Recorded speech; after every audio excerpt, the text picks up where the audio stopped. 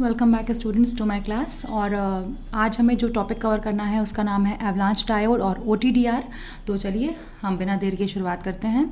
Avalanche diode, आपको ये पता है कि आप जब भी ऑप्टिकल फाइबर कम्युनिकेशन की बात करते हो तो ऑप्टिकल फाइबर कम्युनिकेशन में आपके दो इंपॉर्टेंट सेक्शंस होते हैं। एक ट्रांसमीटर में ऑप्टिकल सोर्स जो कि आपके इलेक्ट्रिकल सिग्नल को ऑप्टिकल सिग्नल में परिवर्तित करता है, और रिसीवर सेक्शन में ऑप्टिकल डिटेक्टर जो कि आपके उस ऑप्टिकल सिग्नल को रिसीव करके पुनः इलेक्ट्रिकल सिग्नल में परिवर्तित करता है। तो ऑप्टिकल डिटेक्टर्स का एक पार्ट है आपका एवलांच फोटोडायोड। ठीक है, ये हमारी एक ऐसी डिवाइस है जो कि आपके ऑप्टिकल सिग्नल को इलेक्ट्रिकल सिग्नल में परिवर्तित करती है। हम लोगों ने दो डायोड्स और कवर किए थे, PN फोटोडायोड और PIN फोटोडायोड। हमारा मेन जो मोटो था वो ये था कि मैक्सिमम से मैक्सिमम फोटॉन्स हम एब्जॉर्ब करा पाएँ, ठीक है, और कैरियर मल्टीप्लिकेशन करा पाएँ ताकि हमारा जो एफिशिएंसी है कि फोटॉन्स पड़े, लाइट सिग्नल आई और कन्वर्जन होना शुरू हो गया, वो चीज़ हमारी बढ़ जाए। तो PN में हमारा बहुत इफेक्टिव नहीं था। अगर हम कंपैरिजन करें PN और PIN में तो PIN बहुत बेटर था, क्योंकि हमने उसमें एक इंट्रिंसिक रीज़न इंसर्ट किया था जिसके थ्रू हमारा जो वो रीज़न जहाँ पे आपके कैरियर्स पढ़ते हैं और एब्जॉर्प्शन की प्रक्रिया होती है, मतलब फोटॉन्स पढ़ते हैं और एब्जॉर्ब होते हैं, वो एरिया बढ़ गया था। ठीक है, बट अगर हम कंपैरेटिवली स्पीड की बात करें तो स्पीड बहुत अच्छी नहीं थी। अब हमें क्या करना है, इसी प्रक्रिया को फास्टन अप करना है। ठीक है, तो अब हमने क्या किया, एवलांच फोटोडायोड का इस्तेमाल किया जो कि पूरा का पूरा इम्पैक्ट आयनाइजेशन या आप कह लीजिए एवलांच मल्टीप्लिकेशन पर निर्धारित होता है। तो ये एक रिवर्स बायर्स में काम करने वाला फोटोडायोड है जो कि बहुत ही सेंसिटिव है, और जिसकी स्पीड अगर हम बात करें तो PIN फोटोडायोड से काफ़ी अधिक होती है।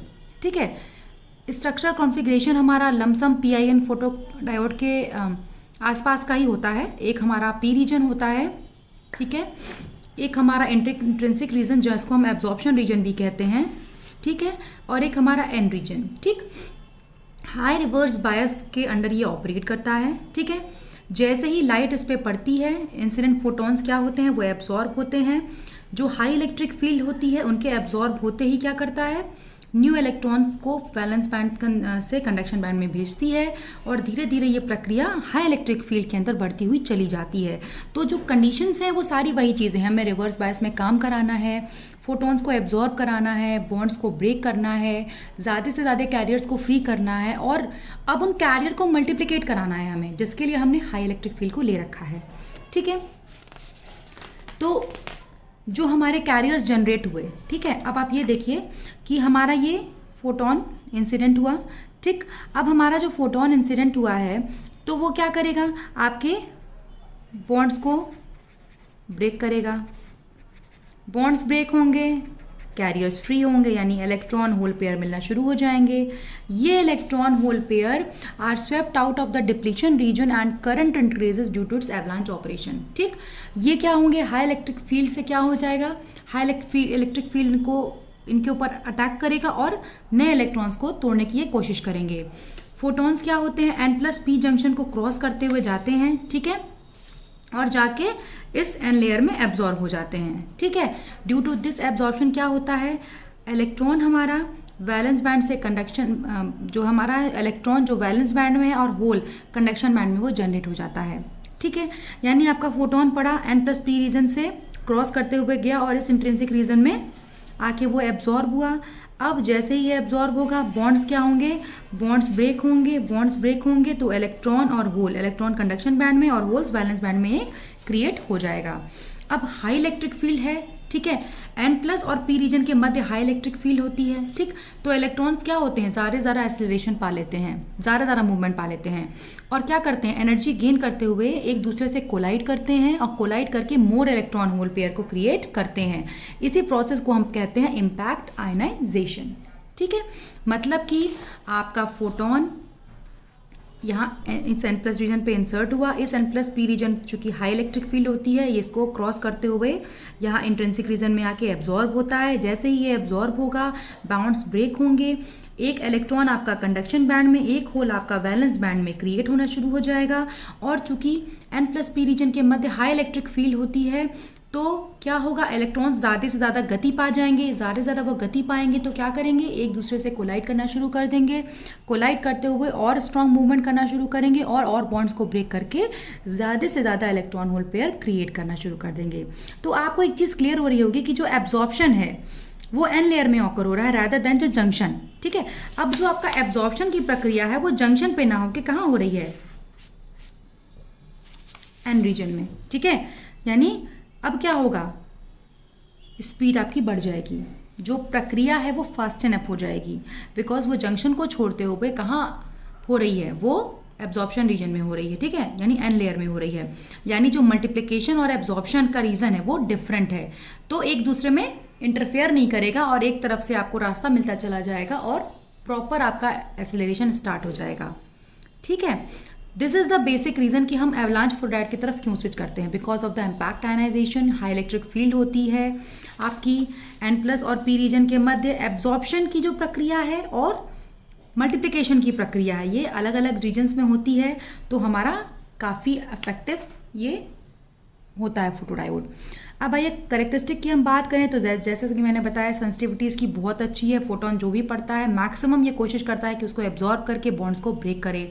ऑपरेटिव स्पीड जो कि मल्टीप्लिकेशन हो रहा है, इम्पैक्ट आयनाइजेशन हो रहा है, इलेक्ट्रिक फील्ड इतनी ज़्यादा है कि इलेक्ट्रॉन्स एनर्जी गेन कर रहे हैं, तो ऑपरेटिव स्पीड बहुत अच्छी होती है। चूँकि इम्पैक्ट आयनाइजेशन हो रहा है, कोलिजन हो रहा है, तो जाहिर सी बात थोड़ा सा नॉइजी होता है। मल्टीप्लिकेशन फैक्टर आपका ये बताता है कि कैरियर मल्टीप्लिकेशन जब नहीं हुआ है तो क्या करंट है हमारे पास, फोटोन पड़ा, ठीक, और क्या करंट जनरेट हुई और टू द ऑपरेटिंग वोल्टेज पे करंट कितनी हमें प्राप्त हो रही है आउटपुट में। ठीक, इसके रेशियो को हम कहते हैं मल्टीप्लिकेशन फैक्टर, कि हमारा किस स्पीड से इलेक्ट्रॉन्स मल्टीप्लाई हो रहे हैं उसको अगर हमें निकालना है तो हमें ये देखना पड़ेगा कि किस तरह से आपका कैरियर मल्टीप्लिकेशन के पहले फोटोन इंसिडेंट हुआ तो कौन सी कितनी करंट जनरेट हुई, यानी प्राइमरी फोटो करंट कितनी थी, फोटोन के इंसिडेंट होने पर कितनी करंट जनरेट हुई। ठीक है, और आउटपुट में आपको कितनी करंट प्राप्त हो रही है। अगर हम इसके रेशियो को निकालेंगे, this is your multiplication factor, कि अब हमें पता चलेगा कि किस स्पीड से हमारे इलेक्ट्रॉन्स जो है वो मल्टीप्लाई हो रहे हैं। ठीक है, तो ratio of what, total output current की ऑपरेटिंग वोल्टेज पे आपका आउटपुट करंट आपको फाइनल क्या मिल रहा है, टू द कैरियर मल्टीप्लिकेशन के पहले आपको कितनी फोटो करंट प्राप्त हो रही है। तो उससे आप ये रेशियो का अंदाज़ा लगा लोगे कि हाँ इस स्पीड से हमारे जो कैरियर्स हैं वो मल्टीप्लाई हो रहे हैं, क्योंकि बेसिक जो आपका इसको यूज़ करने का फंडा है वो यही है, क्योंकि मल्टीप्लिकेशन हो रहा है कैरियर्स का, इम्पैक्ट आयनाइजेशन हो रहा है, तो भाई किस स्पीड से हो रहा है, किस लेवल से हो रहा है, उसे निकालना अगर है तो हम ये कोशिश करेंगे जानने की कि उस एक पर्टिकुलर ऑपरेटिंग वोल्टेज सपोज कीजिए 5 वोल्ट, वैसे तो 50 वोल्ट तक की बात हम करते हैं इसमें, ना कि 3 वोल्ट ना कि 5 वोल्ट, तो इस हाई वोल्टेज पे आपका कितनी करंट आउटपुट में आपको मिल रही है, to the before carrier multiplication कितनी प्राइमरी फोटो करंट आपको प्राप्त हो रही है। This is your avalanche photodiode का मल्टीप्लिकेशन फैक्टर। ठीक है, तो फटाफट मैं रिवाइज कर देती हूँ। एवलांच फोटोडायोड आपका एक ऐसा फोटोडायोड है जिसमें जो कि एक नॉर्मल पीएन जंक्शन डायोड कह सकते हैं आप, रिवर्स बायस में काम करता है, हाई स्पीड होती है, हाईली सेंसिटिव होता है, और जो बेसिक फंडा होता है इसमें आपके कन्वर्जन का वो इम्पैक्ट आयनाइजेशन होता है। जैसे ही अगर आप कंपैरिजन करोगे तो लगभग सिमिलर स्ट्रक्चर है पीआईएन फोटोडायोड का, इसमें भी एक इंट्रिंसिक रीजन होती है। ठीक है, तो जैसे ही फोटोन इंसिडेंट होता है एन प्लस रीजन पे, ये एन प्लस पी जंक्शन को क्रॉस करते हुए कहाँ जाता है, इंट्रिंसिक रीजन में जाता है, वहाँ एब्जॉर्ब होता है। अब चूंकि एन प्लस पी रीजन के मध्य में जो आपकी इलेक्ट्रिक फील्ड है वो बहुत हाई रहती है, तो जो इलेक्ट्रॉन होता है वो क्या होता है, एसिलेट होना शुरू हो जाता है, और एसिलेट होते हुए क्या होता है, वो नॉकआउट करता है दूसरे इलेक्ट्रॉन्स को, यानी कैरियर्स फ्री होना शुरू हो जाते हैं और इलेक्ट्रॉन्स धीरे धीरे बढ़ने लगते हैं। जैसे ही आपका क्या होता है, इंसिडेंट होता है एक फोटोन, बॉन्ड्स ब्रेक होते हैं, एक आपका इलेक्ट्रॉन कंडक्शन बैंड में और एक होल आपका बैलेंस बैंड में जनरेट हो जाता है, यानी एक इलेक्ट्रॉन होल पेयर जनरेट होने लगता है। फिर हाई इलेक्ट्रिक फील्ड के अंदर ये एसिलेट होना शुरू हो जाते हैं, एनर्जी गेन करना शुरू करते हैं, मूवमेंट में आ जाते हैं, और एक एक करके ढेर सारे कैरियर्स को जो है फ्री करने की कोशिश करते हैं, और इसी प्रक्रिया से हमारा कन्वर्जन की प्रक्रिया स्टार्टअप होना शुरू हो जाती है। चूँकि थोड़ा सा कॉम्प्लेक्स फैक्टर है इसमें कि आपका मल्टीप्लिकेशन होता है कैरियर्स का, तो नॉइजी होता है डिवाइस लेकिन सेंसिटिव भी है। ऑपरेटिंग स्पीड बहुत अच्छी होती है क्योंकि हाई इलेक्ट्रिक फील्ड के अंदर ये काम करता है। जिस रीज़न में एब्जॉर्प्शन हो रहा है और जिस रीज़न में मल्टीप्लिकेशन हो रहा है वो टोटली डिफरेंट है, तो आपका जो है एफिशिएंसी काफ़ी हद तक अच्छी होती है। मल्टीप्लिकेशन फैक्टर ये कहता है कि किस स्पीड से आपके कैरियर्स मल्टीप्लाई होकर आउटपुट दे रहे हैं, तो उसको निकालने के लिए हम देखते हैं कि ऑपरेटिंग वोल्टेज पे हमारा कितना आउटपुट करंट हमें मिल रहा है, उसके सापेक्ष हमारा प्राइमरी फोटो करंट कितनी है। प्राइमरी फोटो करंट का मतलब है बिफोर कैरियर मल्टीप्लिकेशन के, ठीक है। तो चलिए अब हम आगे बढ़ते हैं और बात करते हैं OTDR की। ये एक टॉपिक हमारा छूट गया था तो आज मैं इसको कवर करती हूँ। OTDR बेसिकली देखिए एक सिंपल आप लैंग्वेज में समझें तो एक फॉल्ट फाइंडिंग मशीन ही है, ठीक है। अब आपने ऑप्टिकल फाइबर केबल को लॉन्च कर दिया, ठीक, आपने अंडरग्राउंड कर दिया या ओवरहेड कर दिया, ठीक है। तो अब प्रॉब्लम क्या आ रही है, कहीं पे केबल ब्रेक हो गई, कहीं स्प्लाइस हुआ होगा, ठीक है, मतलब स्प्लाइसिंग आपने की होगी, 2 फाइबर केबल्स को जोड़ा होगा, वहाँ पे कुछ लॉसेज आ रही होंगी। तो OTDR होता है आपका ऑप्टिकल टाइम डोमेन रिफ्लेक्टोमीटर, ठीक है। ये बेसिकली आपकी एक ऐसा डिवाइस है जो कि एक टेक्निक कह लीजिए आप, मेजरमेंट की है, जो कि फॉल्ट्स को लोकेट करती है फाइबर के अंदर, एटेन्युएशन कैरेक्टरिस्टिक को मेजर करती है, ठीक है। कि इसमें हम क्या करते हैं, एक लाइट को लॉन्च करते हैं फाइबर केबल में, ठीक है, फिर उस फाइबर केबल से लाइट जो रिफ्लेक्ट होकर आती है उसको हम मेजर करते हैं। That's why it is called as reflectometer, क्योंकि लाइट जो रिफ्लेक्ट होकर इसके पास पुनः आती है उसको ये मेजर करता है टाइम और डिस्टेंस के सापेक्ष। तो इसीलिए optical time domain reflectometer, optical means light क्योंकि आप लाइट सिग्नल को मेजर कर रहे हो, टाइम और डिस्टेंस के सापेक्ष इसको हम मेजर करते हैं, इसीलिए टाइम डोमेन। रिफ्लेक्टोमीटर क्योंकि जो सिग्नल रिफ्लेक्ट होकर वापस केबल से इसके पास आता है उसे हम मेजर करते हैं। तो इट बेसिकली क्या है, ये एक ट्रबल शूटिंग डिवाइस है जिसके द्वारा हम क्या करते हैं, फॉल्ट्स को, स्प्लाइसेस को और बेंड्स को फाइबर ऑप्टिक केबल्स में फाइंड आउट करते हैं, जिससे हमारा जो रिपेयरिंग का प्रोसेस है वो थोड़ा इजी हो जाता है। हमें बहुत ज़्यादा सर्च नहीं करना पड़ता, हर एक जगह जाके टेस्ट मशीन नहीं लगानी पड़ती कि कहाँ पे डिस्टर्बेंस हो रही है, ठीक है।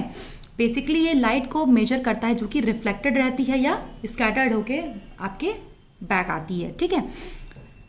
The OTDR emits a high power pulse that hits the fiber and bounce back। अब OTDR करता है, ये आपकी लॉन्चिंग केबल है जिसके थ्रू आप लॉन्चिंग करते हो, ये CUT है, that is cable under test, ठीक है। लॉन्च केबल से हमने केबल अंडर टेस्ट, यानी इसमें हमने क्या किया, लाइट को लॉन्च कर दिया। ये लाइट क्या हुई, हाई पावर पल्स है, फिर फाइबर को हिट करेगी और फिर वापस बाउंस बैक होकर OTDR में आएगी। What comes back is measured. अब जो बैक आती है OTDR को के पास ऑप्टिकल टाइम डोमेन रिफ्लेक्टोमीटर पे, उसे हम टाइम और डिस्टेंस के सापेक्ष मेजर करते हैं। एक ग्राफिक डिस्प्ले, जैसे आपका CRO होता है डिस्प्ले प्रोवाइड करता है, उसी तरह ये ग्राफिक डिस्प्ले प्रोवाइड करता है रिजल्ट का, ठीक है, कि क्या दिक्कतें आ रही हैं, ठीक। तो what is an OTDR, optical time domain reflectometer. Optical means light, time domain में हम चूंकि मेजर करते हैं, that is by time domain. Reflectometer क्यों, क्योंकि यहाँ से OTDR से जो लाइट गई केबल के अंदर, फिर केबल से बाउंस बैक यानी रिफ्लेक्ट होकर जो लाइट आती है वापस, उसे हम मेजर करते हैं, दैट्स वाई रिफ्लेक्टोमीटर, ठीक है। अगर सिंपल प्रक्रिया की आप बात करें इसकी, तो ये छोटा सा एक डायग्राम है इसका। तो OTDR से लाइट आपकी ऑप्टिकल सर्कुलेटर में लॉन्च हुई, ठीक है। अब ऑप्टिकल सर्कुलेटर क्यों, लाइट को सर्कुलेट कर रहा है भाई, यहाँ दे रहा है, फिर वापस रिटर्न सिग्नल भी देनी है, that's why optical circulator. OTDR से लाइट गई ऑप्टिकल सर्कुलेटर में, इनपुट सिग्नल गया फाइबर अंडर टेस्ट में, ये टेस्टिंग फाइबर आपका आपने ले लिया है, उसमें गया, बाउंस बैक हुई, रिफ्लेक्ट होकर रिटर्न सिग्नल आपका ये है रिटर्न सिग्नल। ये रिटर्न सिग्नल कहाँ पे आया, फोटो डिटेक्टर में। फोटो डिटेक्टर में उस सिग्नल को हमने ऑप्टिकल से क्या किया, इलेक्ट्रिकल सिग्नल में कन्वर्ट किया। कन्वर्ट करने के बाद सिग्नल को प्रोसेस करके हमने डिस्प्ले कर दिया। तो ये आपका पूरा सिस्टम होता है OTDR का, किस तरह से वो डिस्प्ले करता है, ठीक है। तो यानी OTDR क्या करता है, फाइबर के ब्रेक्स, स्प्लाइसेस और कनेक्टर्स जहाँ जहाँ लगे होते हैं लिंक में, उसे मेजर करता है, ठीक है। तो आइए मैं फटाफट एक बार आपको रिवाइज कर देती हूँ। OTDR is optical time domain reflectometer. Optical means light, time domain में चूंकि हम मेजर करते हैं इसलिए टाइम डोमेन। रिफ्लेक्टोमीटर इसलिए क्योंकि OTDR से जो सिग्नल केबल के पास जाती है वहाँ से रिफ्लेक्ट बैक होकर जो सिग्नल आती है हम उसे मेजर करते हैं। ये हमारी एक ऐसी मेजरमेंट टेक्निक है जिसके द्वारा हम फाइबर में आए हुए फॉल्ट्स को, स्प्लाइसिंग में अगर हमारे साथ कोई प्रॉब्लम हुई हो उसमें, और कनेक्टर्स के लिंक वगैरह में जो भी प्रॉब्लम हो उसे मेज़र करता है। मेज़र करने के लिए हम OTDR से क्या करते हैं, एक लॉन्चिंग फाइबर केबल से लॉन्च करते हैं सिग्नल को फाइबर केबल के अंदर, जो कि टेस्ट मोड में है, यानी केबल अंडर टेस्ट या फाइबर अंडर टेस्ट। वहाँ से जो सिग्नल बाउंस बैक करके वापस OTDR पे हिट करता है उसको हम मेज़र करते हैं और ग्राफिकल डिस्प्ले उसका प्रोड्यूस करते हैं। तो आई होप सो स्टूडेंट्स, आपको ये लेक्चर आज का समझ में आया होगा। तो आपकी जो भी क्वेरीज होंगी डेफिनेटली आप पोस्ट कीजिए ताकि मैं और अच्छा करने की कोशिश करूँ। तब तक के लिए थैंक यू।